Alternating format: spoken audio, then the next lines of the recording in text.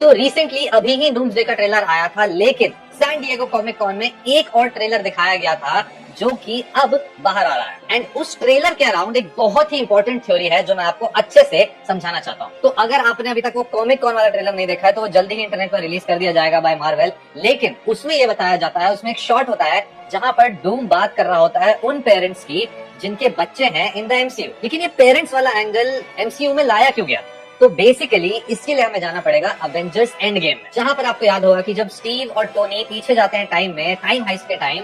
तब 1970s में वो पहुंच जाते हैं, जहां पर स्टीव और टोनी को आपने देखा होगा एक डिटोर लेते हुए 1970s में, जहां पर अगेन स्टीव 4 पिम पार्टिकल्स के वाइल्स चुरा लेता है एंड वहां पर टोनी स्टार्क अपने पापा हावर्ड स्टार्क से मिलता है। लेकिन जब ये एंड गेम सब कुछ हो जाता है तो इन्फिनिटी स्टोन्स को तो वापस रख दिया जाता है टाइम में पीछे जाके, लेकिन वो वाइल्स वहां वापस नहीं जाते हैं। एंड अब हम मेन स्टोरी लाइन से हटके 1970s वाली स्टोरी लाइन पर चलते हैं, जहां पर हैंक पिम जो ऑलरेडी सस्पिशियस था हावर्ड स्टार्क को, वो कंप्लेन कर देता है शील्ड को या जिसको भी कि हावर्ड स्टार्क ने उसके पिम पार्टिकल चुराए एंड इसकी वजह से शील्ड विड्रॉ कर लेती है अपनी सारी security from Howard Stark and Howard Stark को भागना पड़ता है अपनी प्रेग्नेंट वाइफ के साथ एंड वो लोग भाग कर पहुंच जाते हैं in the snowy mountains of Latveria. And यहाँ पर जो टोनी स्टार्क पैदा होता है वो एक्चुअली टोनी स्टार्क नहीं होता, उसका नाम हो जाता है विक्टर, जो कि स्टार्क वेल्थ के बिना पैदा होता है एंड वो किसी स्टार्क टावर या कहीं और नहीं रहता है, वो लैटवेरिया के कासल में रहता है। एंड जब ये विक्टर बड़ा होता है तो ये अपनी हेट्रेड टुवर्ड्स द अवेंजर्स